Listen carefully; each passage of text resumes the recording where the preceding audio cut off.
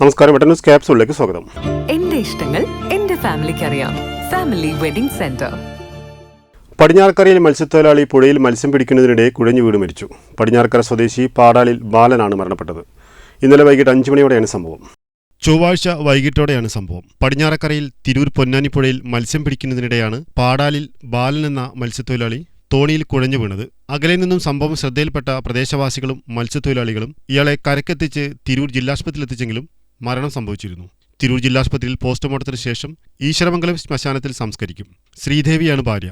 ശ്രീതിൽ, ശ്രുതി എന്നിവർ മക്കളും പ്രഭിലാഷ്, പ്രിയ എന്നിവർ മരുമക്കളുമാണ്. ന്യൂസ് പുറത്തൂർ. ഏവിയേഷൻ, ടീച്ചേഴ്സ് മേഖലകളിൽ മികച്ച ജോലിയും വരുമാനവും നേടാം. അതും 10 വർഷത്തെ പ്രവർത്തന പാരമ്പര്യം കൊണ്ട് 300-ൽ പരം വിദ്യാർത്ഥികൾക്ക് ഇന്ത്യയിലും വിദേശത്തും ജോലി നൽകിയ ഗ്ലോബൽ അക്കാദമിയിലൂടെ.